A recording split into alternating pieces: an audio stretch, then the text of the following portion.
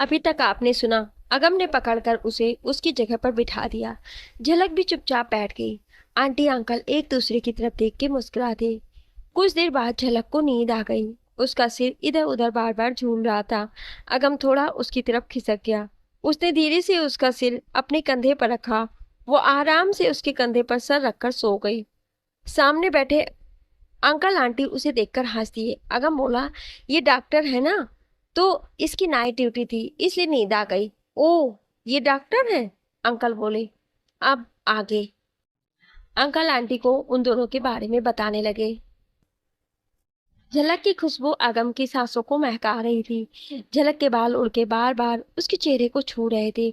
अगम चुपचाप उसे महसूस कर रहा था। वो नहीं जानता कि वो जब भी झलक से बात करता है तो लड़ क्यों पड़ता है। फिर उसने सोचा, मैं कहाँ लड़ता हूँ? वो तो खुद झलक की ही उसे गुस्सा चढ़ा देती है, जिसके कारण ये लड़ पड़ता है। कोशिश करूंगा अब ना लड़ूं। शिमला जाने में लगभग 7 घंटे लगते हैं। रात के 10 बज गए थे। अंकल ऊपर वाली सीट में जाकर सो गए थे। आंटी भी लेट गई थी। झलक पिछले आधे घंटे से उसके कंधे पर सो रही थी। आंटी बोली, बेटा इसे लेटाकर खुद भी लेट जाओ। आंटी जी कोई बात नहीं, अगर इसे हिलाऊंगा तो इसकी नींद खराब हो जाएगी। सो लेने दो, उठेगी तब मैं सो जाऊंगा। अगम ने धीरे से कहा। आंटी ने अंकल से कहा, देखा ये कितना प्यार करता है अपनी पत्नी से। ऐसा प्यार आपने कभी मुझसे नहीं किया। अंकल अगम से बोले, बेटा अब इस उम्र में तुम्हारे कारण ये भी सुनना पड़ रहा है, पर बहुत अच्छी जोड़ी है, नजर न लगे। अगम चुपचाप उनकी बात सुनता रहा। उसे पति पत्नी शब्द सुनकर मन में खुश हो रहा था। वो सपने सजो रहा था कि काश ये सच में उसकी पत्नी होती तो कितना अच्छा होता। फिर वो सोचने लगा कि वो दादी से खामखा नाराज हो रहा था कि कार में जाना है। माना कि कार में 3 घंटे लगते हैं, पर झलक के साथ ट्रेन के 7 घंटे भी कम लग रहे हैं। वो सोचते सोचते पता नहीं कब खुद भी सो गया।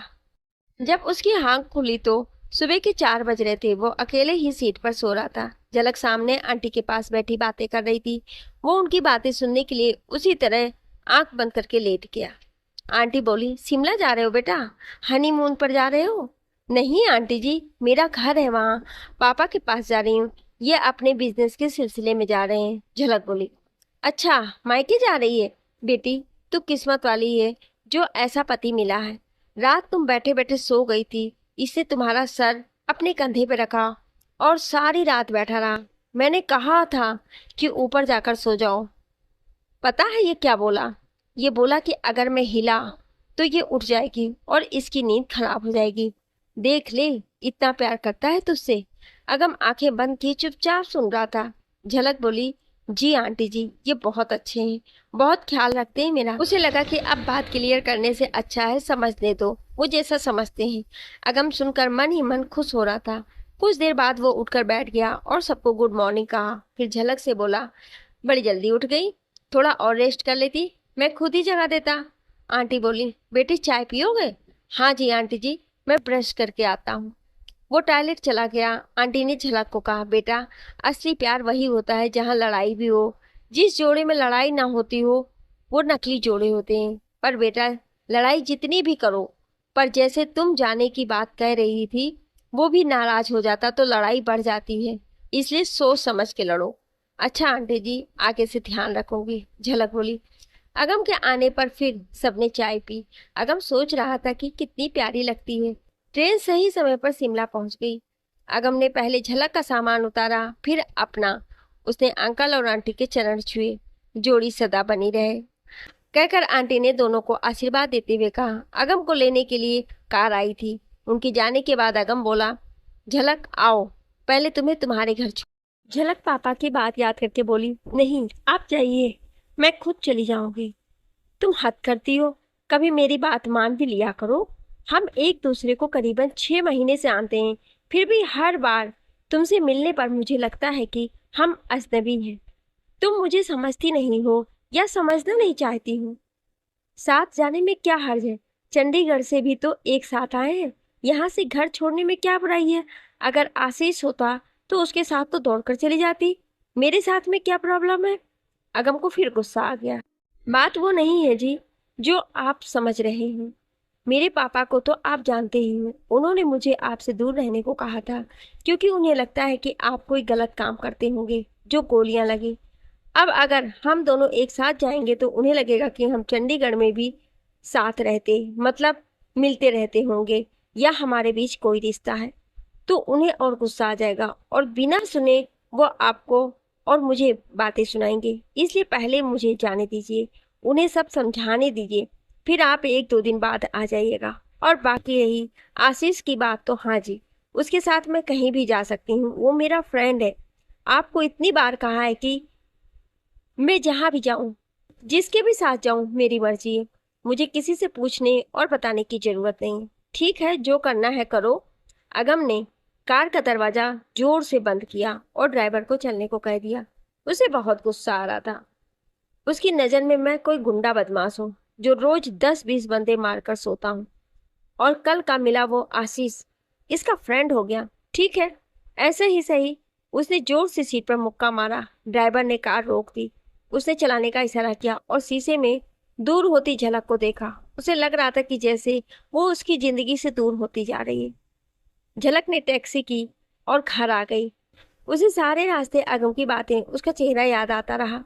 उसे याद आया ट्रेन में जब उसकी आंख खुली तो उसने खुद को अगम की बाहों में पाया। वो आराम से उसके सीने पर सर रखकर सो रही थी। उसकी हल्की सी दिल की धड़कन एक प्यारी सी म्यूजिक की तरह लग रही थी। उसने हल्के से होना चाहा, पर अगम ने उसे और नजदीक कर लिया, जैसे एक माँ सोते हुए बच्चे को गिरने के डर से पकड़ लेती है। उसने राहत की सांस ली जब देखा कि आसपास वाले सब सो रहे हैं। उसने मुंह उठाकर उसकी तरफ देखा। वो सीट पर सिर टिकाए सो रहा था। झलक ने धीरे से उसकी बाहें खोली, खुद को उससे अलग किया, उससे ठीक करके आराम से नीचे लिटाया और खुद ऊपर जाकर सो गई। झलक को इसके साथ एक सिक्योरिटी सी थी। उसे उसके साथ कोई डर नहीं लगता था। उसकी छूने में गंदगी नहीं थी। उसकी हर बात में एक रिस्पेक्ट और प्यार दिखता है। उसके गुस्से में भी प्यार झलकता है। कितना जलता है वो आशीष से। झलक को अच्छा लगता था जब वो चिढ़ता था। झलक के चेहरे पर मुस्कान थी। वो अकेली बैठी हंसी रही थी। टैक्सी रुक गई। ड्राइवर उसे बुला रहा था। उसने आके देखा तो ड्राइवर बोला, बेटी कब से पुकार रहा हूँ तुम्हें, घर आ गया। ओह थैंक यू, कहकर पैसे देकर झलक अंदर चली गई। उसके पापा नाश्ता कर रहे थे। उसने पीछे से जाकर आंखें बंद कर दी। डॉक्टर ने उसके हाथों को छुआ और बोले, तूने आने से पहले फोन क्यों नहीं किया? मेरा बच्चा कब आया? क्या पापा, आप 1 मिनट में पहचान लेते हो? थोड़ी देर ना पहचाने की एक्टिंग ही कर दिया करो। आप बिना बहुत बोरिंग हो। झलक पापा से लिपटते हुए बोली। बेटी से आते जेंट्स परफ्यूम की खुशबू डॉक्टर गिल के नाक में घुस गई। उन्हें बेटी पर शक हुआ, पर वो बोले कुछ नहीं। चल हाथ धो ले, खाना खा ले, बाद में बात करते हैं। फिर आवाज लगाते हुए बोले, ओए रमेश, क्या मर गया? अपनी लाडो आई है, इसका सामान अंदर ले जा। आया सर जी। फिर झलक की ओर मुड़कर बोला, नमस्ते दीदी जी, कैसे हो आप, ठीक हो? हाँ मैं ठीक हूँ, और तू सुना, ठीक ठाक? झलक बोली। झलक ने पापा का चेहरा बदलते देख लिया था। उसे समझ नहीं आया कि क्यों एकदम से पापा का चेहरा क्यों बदल गया, जैसे मैंने कुछ गलत किया हो। उसने पूछा, पापा आप मुझसे नाराज हो?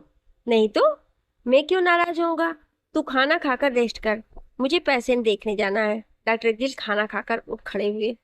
झलक ने भाप लिया था कि कोई ना कोई बात तो जरूर है। चलो, किसी और बात की टेंशन होगी, खुद ही बता देंगे, घर बताना होगा। वो अपना खाना खाने लगी। डॉक्टर गिल अपने कमरे में आकर सोचने लगी कि कौन होगा जिसके इतने करीब है ये। आजकल किसी का भरोसा नहीं है। पढ़ी लिखी देखकर पीछे पड़ गया होगा। मेरी लाडो तो इतनी शरीफ है, इसे तो दुनिया के छल कपट का पता ही नहीं। कहीं धोखा ना खा बैठे। कंट्रोल सरताज, खुद पर काबू रख। बच्ची है, प्यार से समझाना, समझ जाएगी। उसने खुद को समझाया, पर बाप का मन कहाँ मानता है। उसे बेचैनी हो रही थी कि पता नहीं कौन होगा। अगर वो बताए तो ठीक, ये खुद से पूछे भी तो कैसे, बच्चे नाराज भी ना हो जाए। वो सोचे जा रहे थे और कमरे में चक्कर लगाए जा रहे थे। झलक खाना खाकर कमरे में जाकर लेट गई। लंबे सफर के कारण वो काफी थक गई थी। वो लेटते ही सो गई। अगम होटल में आ गया था। वो कमरे में आते ही नहाने चला गया। उसे झलक पर बहुत गुस्सा आ रहा था। हर बार ऐसा ही करती है। जब भी लगता है कि वो मेरी है, मुझे अपना समझती है, उसी समय वो अजनबी बन जाती। शायद मैं ही पागल हूँ, बिना मतलब बातों को अपने अंदाजे से मतलब निकालता रहता हूँ। शायद उसके मन में कुछ हो भी ना, शायद वो आशीष को पसंद करती है। फिर क्यों मेरे कंधे पर सर रखकर सोई? जब उसे मैं अच्छा नहीं लगता तो दूर रहे मुझसे, लेकिन वो तो दूर जा ही रही थी। मैंने ही रोक लिया था। सच में मेरे जैसा उल्लू नहीं है। जब वो नहीं पसंद करती तो क्यों उसे अपनी तरफ खींच रहा है? सोचते सोचते वो नहाकर नीचे डाइनिंग रूम में आ गया। आशीष को वो फ्रेंड मानती है, लेकिन मुझे तो उसने कभी फ्रेंड भी नहीं कहा। आशीष उसके लिए काफी अच्छा है, मुझे तो उसने कभी थोड़ा अच्छा भी नहीं कहा। वो सोचते सोचते चला आ रहा था कि टेबल से टकरा गया। दोपहर हो गई थी। दीवान जी रूम में उसका इंतजार कर रहे थे। वो आया, उसने दीवान जी के पैर छुए। वो बोले, बेटा तुम मालिक हो और मैं अंदना सा नौकर, ऐसे मेरे पैर मत छुआ करो। आप ऐसे क्यों कह रहे हो?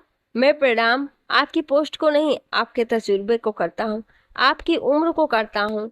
आप इतने सालों से जो संभालते आ रहे हो, तो मैंने तो चलना भी आपसे सीखा है, इसलिए आप मुझे दोबारा मत रोकना। अगम बोला, बेटा बस, तुम और तुम्हारे पापा ने जो आदर दिया है उसी के कारण इस उम्र में भी काम कर रहा हूँ, वरना कब का रिटायर हो गया होता। दीवान जी बोले, रिटायर हो आपके दुश्मन। अच्छा बताओ क्या करना है? अगम बोला, बेटा डील तो हो गई थी, अब जाकर फाइनल करनी है, कल जाकर साइन होंगे। दीवान बोले, ओके चलिए खाना खाने चलते हैं। अगम बोला।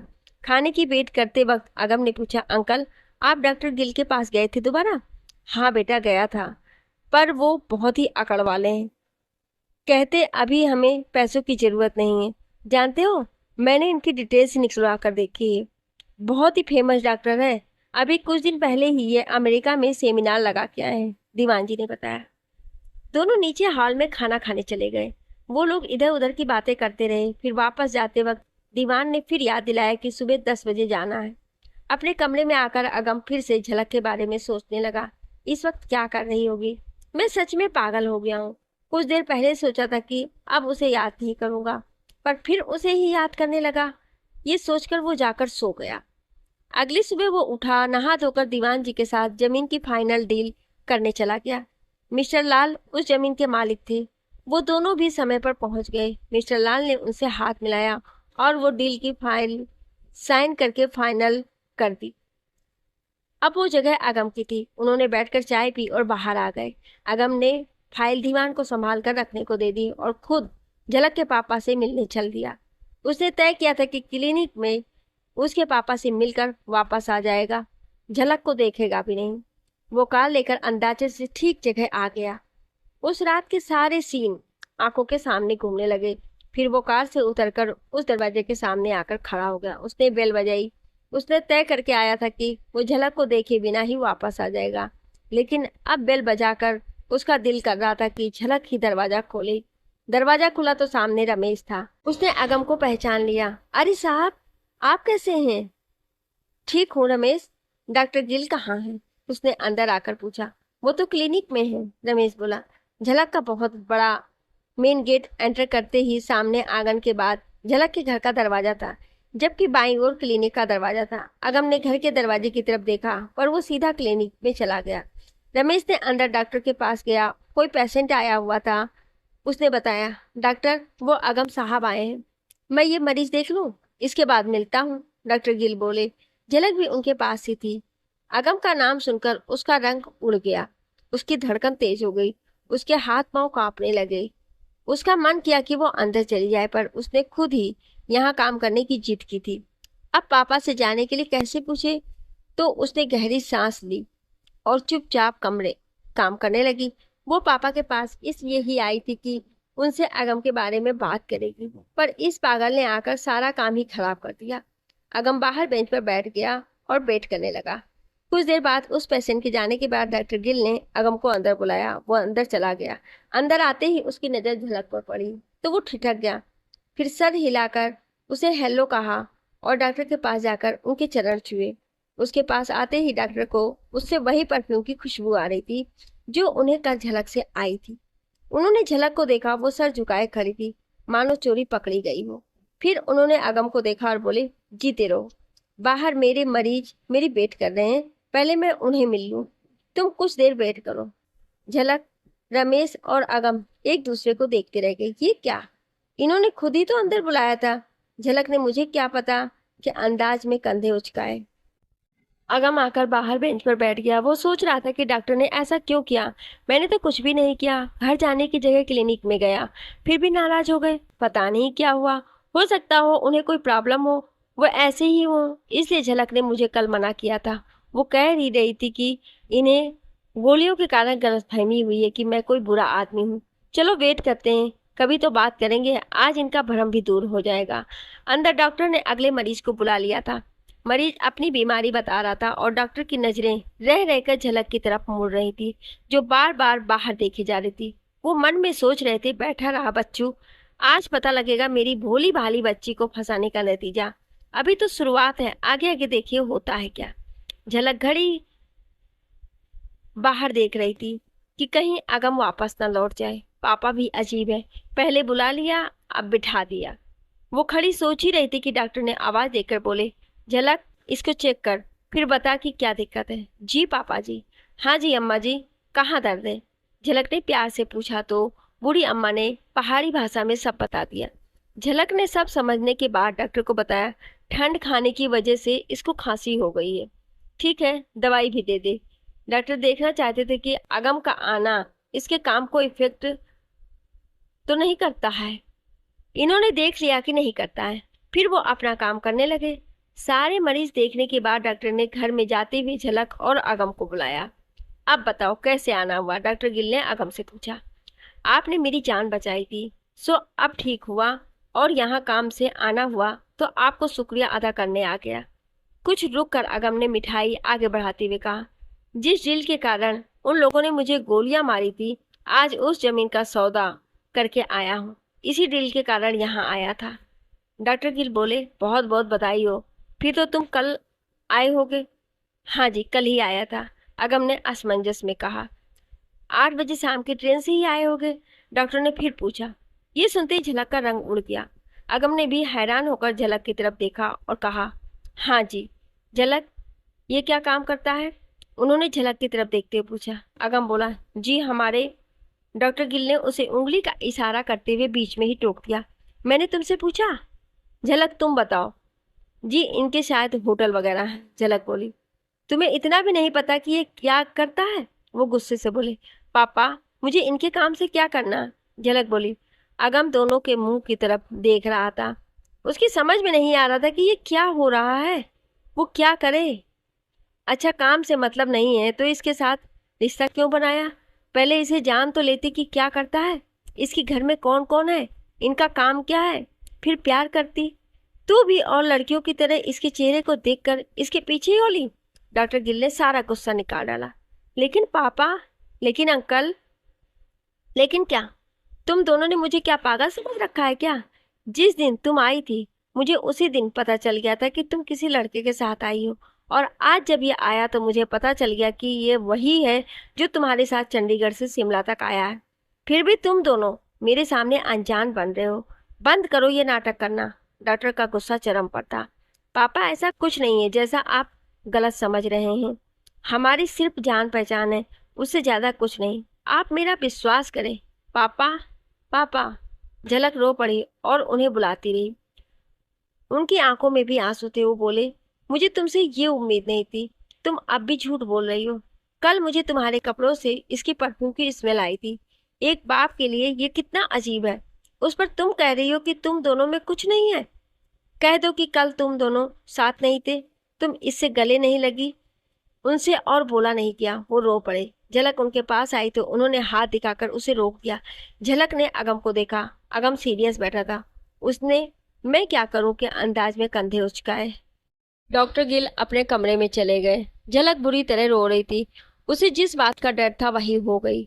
अगम बेचारा बना वहीं बैठा उसे रोती हुई देख रहा था। ना वो पास आ सकता था, ना वो बैठकर देख सकता था। झलक को इस तरह देखकर उसका दिल रो रहा था। वो क्या करे कि ये चुप हो जाए। ये सब मेरी वजह से हुआ है। ये बेचारी ने तो कल भी यही कहा था कि मेरे पापा मानेंगे तो बात करूंगी। उसे बात याद आई। वो उठा और डॉक्टर के कमरे में चला गया। उसने बाहर से कहा, डॉक्टर गिल, आप इस तरह हम पर इल्जाम लगाकर जा नहीं सकते। अदालत भी अपना पक्ष रखने का मौका देती है। आपने बिना जिरह किए गवाहों की बात सुने बिना अपना फैसला सुना दिया। एक बार हमारी बात भी सुन लीजिए। हमें उस जुर्म की सजा मत दीजिए जो हमने किया ही नहीं। माना कि आपको मैं पसंद नहीं और ना जी आपको मुझ पर भरोसा है, पर झलक का क्या? वो आपकी बेटी है, आपको उस पर अपनी परवरिश पर तो भरोसा रखना चाहिए। देखिए, आप प्लीज इस तरह उस पर जुल्म मत कीजिए, वो रो रो कर मर जाएगी।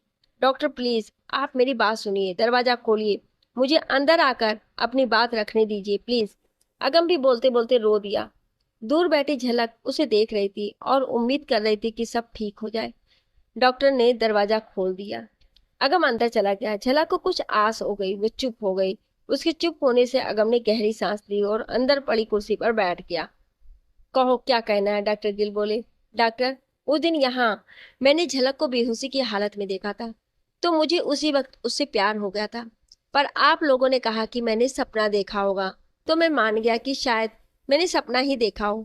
पर पीजीआई जब मैंने इसे दोबारा देखा तो मैं हैरान रह गया। फिर इसने भी कह दिया कि ये मुझे नहीं जानती, ये कभी शिमला आई ही नहीं और मैं इसके लिए अजनबी हूँ। मैंने इसे फिर अपनी किस्मत माना कि जैसे मैंने सपने में देखा वही मेरे सामने आ गई। पर मुझे इससे प्यार हो गया था। इसने हमेशा मुझसे दूरी रखी। इसने मेरी बहन का इलाज भी किया। हम कई बार आपस में टकराए, लेकिन कभी जान कर नहीं, हर बार गलती से। हम हमेशा एक दूसरे के लिए अजनबी रहे। सच मानिए हमारे बीच कुछ भी नहीं है, यहाँ तक कि ये मुझे अपना दोस्त भी नहीं मानती। हम हर बार इत्तेफाक से मिले और मम्मी की कसम जब भी हम मिले अक्सर लड़ते ही थे। इस बार भी मुझे सच में नहीं पता था कि ये शिमला आ रही है। मैं पहले भी कई बार शिमला आया हूँ, पर कार में। इस बार मेरी दादी ने मुझे कार से आने नहीं दिया। उन्होंने मेरी ट्रेन की टिकट बुक करवाई। मुझे कुछ नहीं पता था। आप मेरे खास दोस्त विराज से पूछ सकते हैं। वो हम दोनों को करीब लाना चाहता है और उसने कोशिश भी की, पर हर बार हम लड़ पड़ते। अगम ने शुरू से अंत तक सारी स्टोरी सुना दी। जब तुम दोनों में इतनी लड़ाई होती है तो तुम्हारी परफ्यूम इसके कपड़ों में कैसी लगी? डॉक्टर गिल ने अगम को घूरते हुए पूछा। डॉक्टर, जब मैं ट्रेन में अपनी सीट पर आया तो झलक को देखकर हैरान रह गया। इसकी सीट पर नीचे वाली थी। हम एक ही सीट पर बैठे और हमेशा की तरह लड़ पड़े। तब मुझसे गुस्सा होकर झलक अपनी सीट बदलवाने के लिए उठी, पर अचानक ट्रेन चल पड़ी। ये मुझ पर गिर पड़ी। बस उस वक्त शायद इसके कपड़ों पर मेरी परफ्यूम लग गई होगी और आपने पता नहीं किया क्या कह दिया। हाँ, मैं उससे प्यार करता हूँ, मुझे आप कुछ भी कह लो, पर उस बेचारी का कोई कसूर नहीं है। यहाँ पहुंचकर मैंने उसे अपनी कार में लिफ्ट भी ऑफर की, पर वो बोली कि मैं अपने पापा की बात मानूंगी। उन्होंने तुमसे दूर रहने को कहा, इसलिए मैं तुम्हारे साथ नहीं जाऊंगी। मुझे बहुत बुरा लगा था। आज सोच कर आया था कि उससे बात नहीं करूंगा, पर यहाँ कुछ और ही हो गया।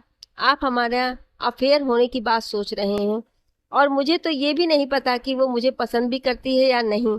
अगम ने अपने दिल की बात बता दी। डॉक्टर बोले, ऐसा करो, झलक को भेजो, तुम बाहर इंतजार करो। अगम बाहर आया। उसने झलक को रुमाल दिया, पर उसने लिया नहीं। उसने अपनी चुन्नी से अपना मुंह पोंछ लिया। अगम ने उसे कहा, उन्होंने तुम्हें अंदर बुलाया। वो अंदर आई और पापा को देखकर फिर रो पड़ी। अगम बाहर सोफे पर बैठ गया। डॉक्टर गिल अभी भी गुस्से थे। वो बोले, तुम कहो क्या कहना चाहती हो? झलक कुछ बोलने ही वाली थी कि विभा का फोन आ गया। उसने पापा की तरफ देखा। उन्होंने फोन उठा लेकर इशारा किया तो झलक ने फोन उठा लिया, लेकिन उसने फोन स्पीकर पर डाल दिया। हेलो विभू। हेलो, कैसी है तू? विराज सर ने मुझे बुलाया था, मैं तेरे वाली ड्यूटी दे रही हूँ। विराज सर तेरे बारे में पूछ रहे थे।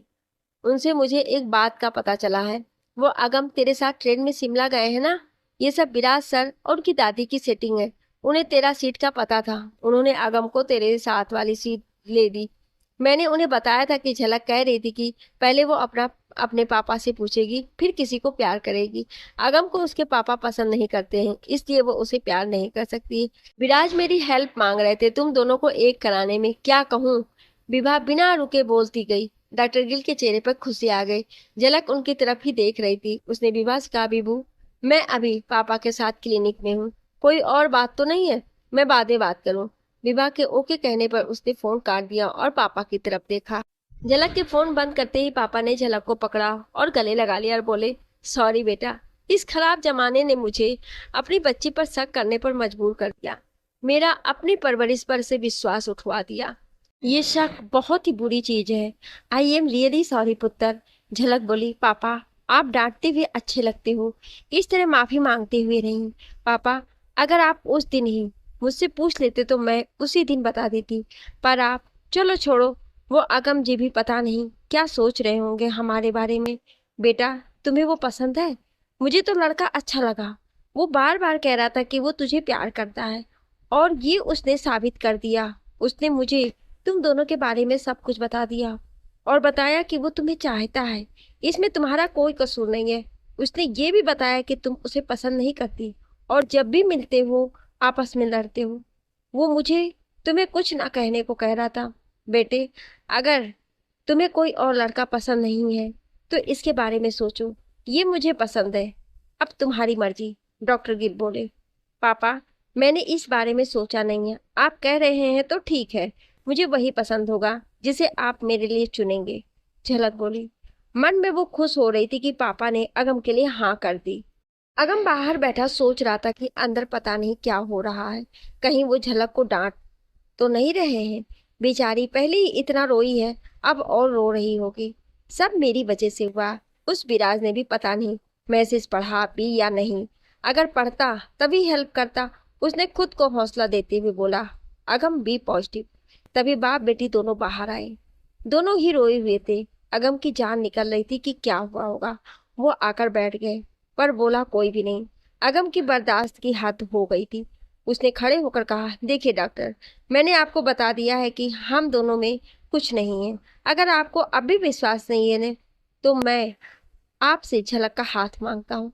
मैं नहीं चाहता कि मेरी वजह से आप इसको गलत समझें। डॉक्टर गिल ने झलक की तरफ देखा, फिर वो बोले, बेटे मुझे माफ कर दो, मुझसे भूल हो गई।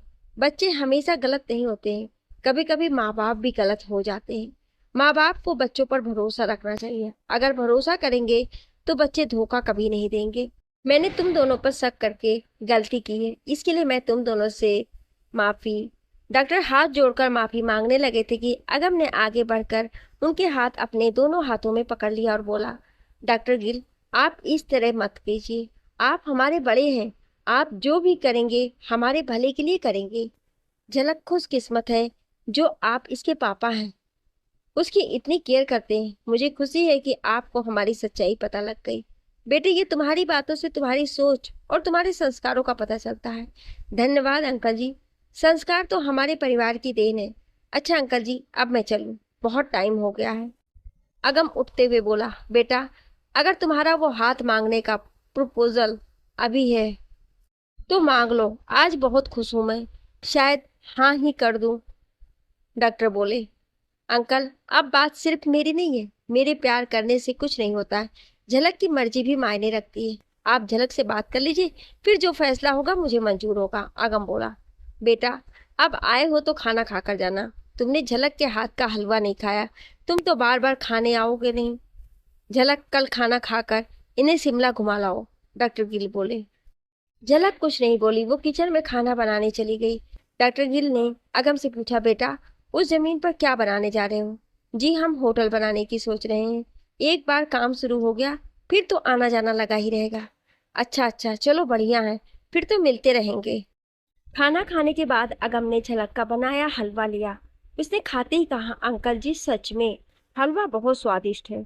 मेरी मम्मी भी ऐसा ही हलवा बनाती है। अच्छा, डॉक्टर गिल हंसते हुए बोले। वो आज बहुत खुश थे, वो हर बात पर हंस रहे थे। सबके खाना खाने के बाद डॉक्टर ने झलक को अगम को शहर दिखाने को कहा। वो दोनों साथ ही निकल पड़े। डॉक्टर उन्हें जाते हुए देख रहे थे। वो बोले, कितने प्यारे लगते हैं दोनों साथ में, काश झलक मान जाए। डॉक्टर सर आप भी अजीब हैं। पहले जब पता था कि दोनों साथ हैं तो उनकी जान निकालने वाली कर दी, और अब जब उनमें कुछ नहीं है तो कह रहे हो कि कुछ हो जाए। उमेश ने मजाक करते हुए कहा, ओए निकम्मे, तुझे यहाँ मैंने अपना मजाक उड़ाने के लिए नहीं रखा है, तुझे मैंने अपनी हाँ में हाँ मिलाने के लिए रखा है, समझे? डॉक्टर गिल बोले, हाँ जी हाँ जी कहकर वो अंदर भाग गया। कार में बैठते ही अगम ने पूछा कि कहाँ चले? झलक बोली, आप बताइए कहाँ जाना पसंद करेंगे? जाखू रिच पर चले, साथ में जाखू मंदिर भी हो आएंगे। चलो चलते हैं, रास्ता बताते रहना। अगम ने कार चला दी। वहां से 2 किलोमीटर की दूरी पर जाखू था। वो कुछ ही देर देर में वहां पहुंच गए। झलक ने कहा, कार यहीं पार्क पर कर दो, यहाँ से पैदल जाना है। अगम ने कार पार्क की, फिर दोनों सड़क पर चल पड़े। रिच एक बहुत बड़ी मार्केट थी, जहां हर किस्म की दुकान थी। यहाँ से दूर दूर की बर्फ से ढकी सफेद पहाड़ियां दिख रही थी। यहाँ पर खास तौर पे पर्यटकों के लिए कई गिफ्ट शॉप, कैफे और रेस्टोरेंट थे। अगम सड़क के किनारे से दूर पहाड़ियों की सफेदी देख रहा था। उसका मन कर रहा था कि वो उन पहाड़ियों पर जाए। झलक उसे देख रही थी। वो मासूम बच्चे की तरह पहाड़ों को देख रहा था। झलक उसकी बाह पकड़कर बोली, अगम जी चलो, अभी मंदिर भी जाना है, फिर वापस भी आना है। हम रोपवे केबल कार से चलें। क्या रोपवे केबल कार? चलो चलो, मजा आ जाएगा। अगम बच्चों की तरह खुश होते हुए बोला। वो दोनों केबल कार में बैठ गए। एक केबल कार में 6 लोग बैठते थे। वो दोनों भी बैठ गए। अगम कार न सीट पर बैठा था। झलक उसके बगल में बैठी थी। उसकी दूसरी तरफ एक लड़का आकर बैठ गया। अगम उठा और उसे अपनी सीट पर बैठा के खुद उसकी सीट पर बैठ गया। केबल कार चलने लगी तो अगम ने उसका हाथ पकड़ लिया। झलक को लगा कि शायद ये डर रहा है। उसने भी उसका हाथ कस के पकड़ लिया। अगम बाहर के नजारे देखने में बिजी था। उसे पता नहीं था कि उसने उत्सुकता में झलक का हाथ पकड़ रखा है। दूर पेड़ों के ऊपर हनुमान जी की मूर्ति नजर आ रही थी। झलक ने उसे बताया कि वहां मंदिर है, हमें वहां जाना है। उसने ऐसा नजारा कभी नहीं देखा था। जब कार रुकी तब झलक ने उसे पकड़कर उतारा। वो लोग मंदिर की तरफ जा रहे थे। झलक ने पूछा, आप कभी मंदिर जाते हैं? हाँ, हम लोग मंदिर, गुरुद्वारा, चर्च, दरगाह हर जगह जाते हैं। बेशक हम सिख धर्म के हैं, लेकिन हम दूसरे धर्मों का भी पूरा आनंद करते हैं। मेरी मम्मी ने हमें बचपन में सिखाया था कि अगर तुम किसी को अच्छा नहीं कह सकते तो ना सही, पर किसी को कभी बुरा मत कहना। आगम बोला, आपको पता है, कहते हैं जब श्री लक्ष्मण जी तीर लगने से बेहोश हो गए थे और हनुमान जी संजीवनी बूटी लेने गए थे तो वो जाते वक्त यहीं रुके थे। उन्हीं की आदर में यह मंदिर यहाँ बनाया गया है, झलक ने बताया। वो लोग केबल कार में वापस आए। उन्हें वापस आते आते शाम हो गई थी। अगम ने झलक से कहा, मैं कल वापस जा रहा हूँ, तुम कब जाओगी? देखती हूँ, कल जाऊं या परसों जाऊं, पापा से पूछ कर देखूंगी, झलक बोली। पर वो उसे देखते हुए मन में कह रही थी, अगर आप एक बार कह दे कि मेरे साथ चलो तो मैं तुम्हारे साथ चल दूंगी। कहो तो सही। अगम ने एकदम से उसकी तरफ देखकर पूछा, कुछ कहा तुमने? झलक भी झिझक कर बोली, नहीं तो। झलक बोली, आज आपने पापा और मेरी गलतफहमी दूर की, उसके लिए थैंक यू। मुझे तो समझ ही नहीं आ रहा था कि मैं क्या करूंगी, मेरा जीना मुश्किल हो जाता। इसमें थैंक यू की क्या बात है? मैंने तो खुद की सफाई दी थी। तुम्हारे बारे में तो उन्होंने खुद ही सोचा है। अब मैं झूठ बोलूं, ये मेरी पर्सनालिटी पर जचता ही नहीं है। अगम बोला, अरे बच्चे आ गए, मेरा बच्चा कहाँ घूम आए, कहकर डॉक्टर ने झलक को गले लगा लिया। अगम बोला, अंकल जी, हम जाखू मंदिर जाकर आए हैं, बहुत ही मजा आया, बहुत ही अच्छा लगा। अच्छा अंकल जी, अब मैं चलता हूँ, कल सुबह वापस भी जाना है। अरे बेटे, कुछ देर तो बैठो।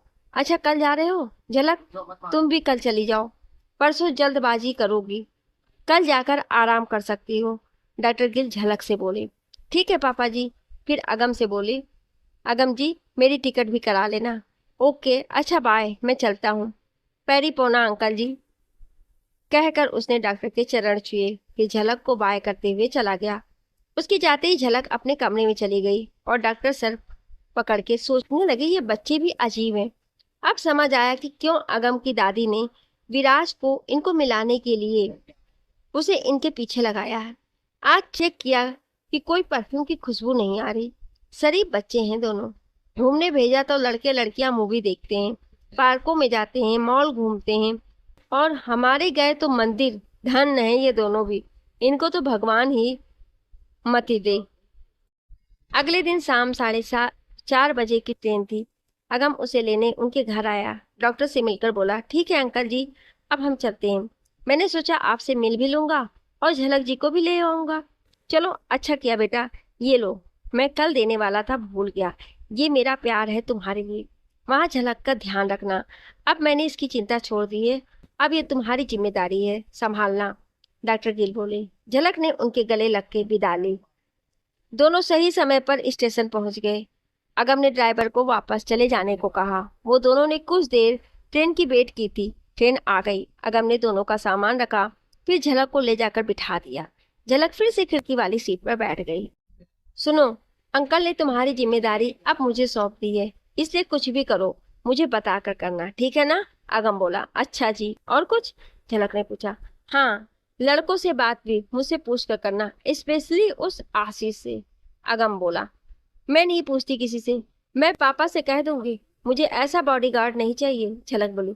कमाल है, मैंने सिर्फ आशीष का नाम लिया और तुम चिढ़ जाती हो। मैं नहीं चिढ़ती, आप हो जाते हो उसका नाम सुनते ही। आपको उससे जलन होती है। झलक ने उसे छेड़ा। किसने कहा कि मुझे जलन होती है? मैं क्यों जलूंगा? मुझे क्यों जलन होगी? वो जले तो जले, मैं क्यों जलूं? अगम बोला। तो फिर ठीक है, आज के बाद आप मुझे आशीष से मिलने बात करने से नहीं रोकेंगे। झलक बोली। मेरी जलन का आशीष से क्या मतलब? अगर मैं कहूं कि जलन होती है तो क्या तुम मिलना बात करना छोड़ दोगी? अगम बोला।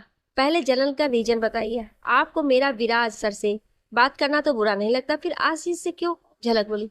सच बताऊं, मुझे तुमसे पहली बार में ही प्यार हो गया था। जब मैंने बेहोशी के बाद आंखें खोली थी, तुम्हारी ही खुशबू से मुझे प्यार हो गया था। हर घड़ी तुम्हें ही देखता था। झलक का चेहरा शर्म से लाल हो गया था। उसे अच्छा लगा वो, और छेड़ने के मूड में आ गया वो। बोला, मेरा सपना पता है क्या है?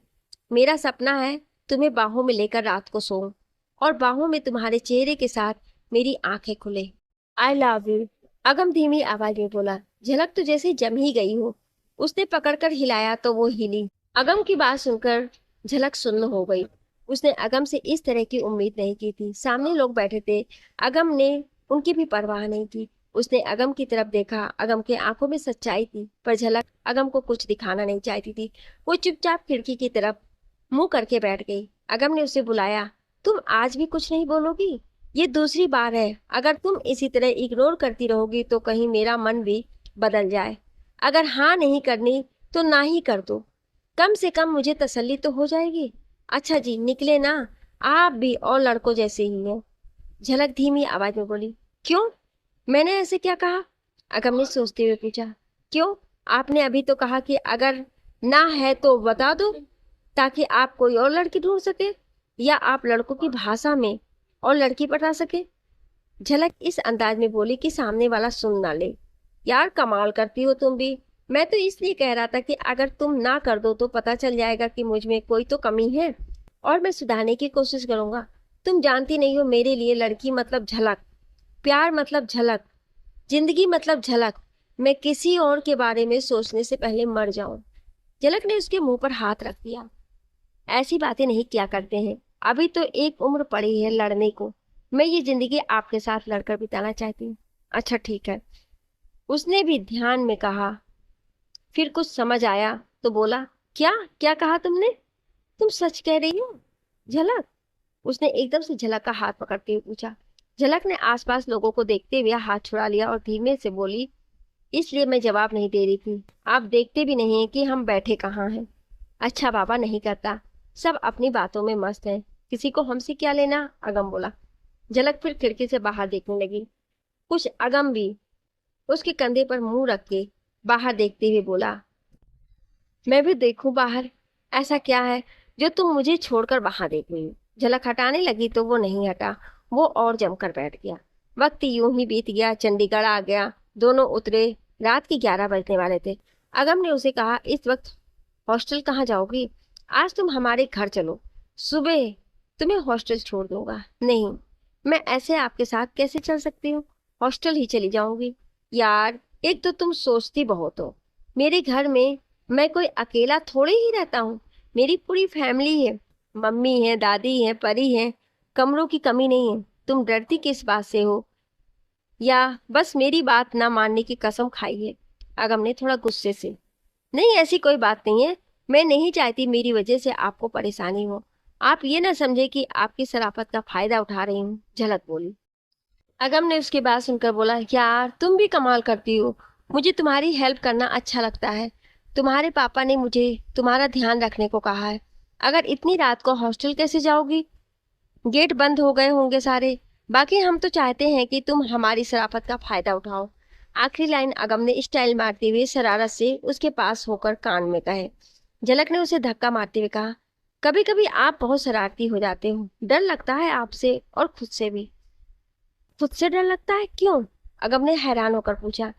डर लगता है कि कहीं आपसे प्यार ना हो जाए। डर लगता है क्योंकि मुझे आप अच्छे लगने लगे हो। कहकर वो चुप हो गई, फिर बोली, बस इसी बात का डर लगता था, वही हो गया।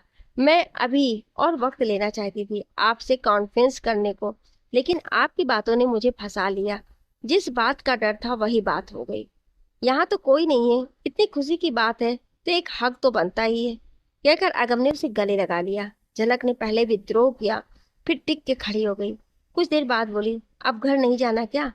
हाय, इतने प्यार से कहोगी तो कोई कैसे मना करे। दोबारा कहो, तुम्हारे मुंह से घर सब कितना अच्छा लग रहा है। अगम ने आंखें बंद करके उसे गले लगाए हुए कहा। तभी कार आ गई। झलक ने उसे दूर हटाया। कार उनके पास आकर रुक गई।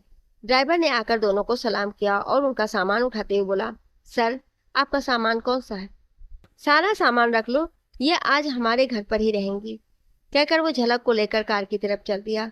दोनों पीछे बैठ गए। ड्राइवर दोनों को ध्यान से देख रहा था। चलो शुक्र है, सर को कोई लड़की तो पसंद आई। अक्टूबर का महीना था, ठंड शुरू हो गई थी। अगम शिमला से कोट पहन कर आया था। उसने यहाँ आकर खोलकर वहां पर रख लिया था। उसने उसी कोट के नीचे झलक का हाथ पकड़ लिया, जिसके कारण ड्राइवर को कुछ नहीं पता चल रहा था। झलक छुड़ाने की कोशिश कर रही थी तो अगम ने कहा, झलक आराम से बैठ जाओ, हम आधे घंटे में घर पहुंच जाएंगे। झलक टिक कर बैठ गई। अगम ने उसकी तरफ मुस्कुरा कर देखा। उसने सारे रास्ते झलक का हाथ नहीं छोड़ा। झलक भी चुप करके बैठी रही। अब वो करे तो क्या करे। उनके हाथ पसीने से भीग गए थे, पर अगम छोड़ ही नहीं रहा था। आधे घंटे में वो अगम के घर पहुंच गए। अगम ने तब जाकर उसका हाथ छोड़ा। बहुत ही आदर से वो उसे अंदर ले गया। उसने ड्राइवर से कहा, मैडम का सामान गेस्ट रूम में रख दो। घर में सभी सो रहे थे। उनके बटलर ने उन्हें खाना दिया। झलक को बहुत नींद आ रही थी। वो बोली, अगम, मुझे बहुत नींद आई है, खाना खाकर मुझे कमरा दिखा देना। बस अब तो आंखें भी जवाब देने लगी हैं। खाना खाते ही अगम उसे गेस्ट रूम में ले गया। अंदर छोड़कर मुड़ने लगा कि झलक ने रोक दिया। अगम ने उसकी तरफ देखकर शरारत में कहा, क्यों, क्या मेरी शराफत का फायदा उठाने का इरादा है? नहीं, मैं तो लाइट की स्विच पूछ रही हूँ। अगम ने उसे स्विच बोर्ड दिखाया। फिर अगम ने कहा, चलो अब रेस्ट करो, सुबह बात करेंगे। कहकर वो वहां से चला गया। उसके जाने के बाद झलक वॉशरूम में गई और हाथ मुंह धोकर आकर बेड पर लेट गई। वो लेटती ही सो गई। अगम भी नहा धोकर सो गया। अगम बहुत खुश था। झलक ने मान लिया था कि वो उसे पसंद करती है। मैं मौका देकर अपने घर वालों और उसके पापा को बता दूंगा। उसका दिल कर रहा था कि वो सबको बताए, लेकिन रात हो गई थी, वो सब सो रहे थे। अगले दिन सुबह झलक जल्दी ही उठ गई थी। वो तैयार होकर कमरे में ही बैठी थी। उसे डर था कि वो बाहर गई तो सबको क्या बताएगी। उसने अगम को गुड मॉर्निंग का मैसेज किया। अगम ने उसी वक्त दो मैसेज भेज दिए, उठ गई, गुड मॉर्निंग। कुछ देर में अगम ने उसके कमरे के दरवाजे पर नॉक की। उसने पूछा, कौन है? मैं हूँ, अंदर आ जाऊं? अगम बोला, हाँ जी आ जाइए। झलक बोली। अगम उसी वक्त अंदर आ गया और उसे गले लगाकर बोला, गुड मॉर्निंग। ऐसे बोलते हैं अपने बॉयफ्रेंड से गुड मॉर्निंग। झलक ने उसके सीने में सर छिपाकर कहा, गुड मॉर्निंग। अगम अभी अभी नहा कर आया था। उसके बदन से खुशबू आ रही थी। झलक को अच्छी लग रही थी। चलो तुम्हें तुम्हारा ससुराल दिखा दूं और ससुराल वालों से मिला दूं। अगम ने उसे छेड़ते हुए कहा और उसे लेकर बाहर आ गया। अब आगे की कहानी जानने के लिए सुनिए अगला भाग। क्या आप अगला भाग सुनना चाहते हैं तो कमेंट में यस जरूर लिखिएगा। Thank you.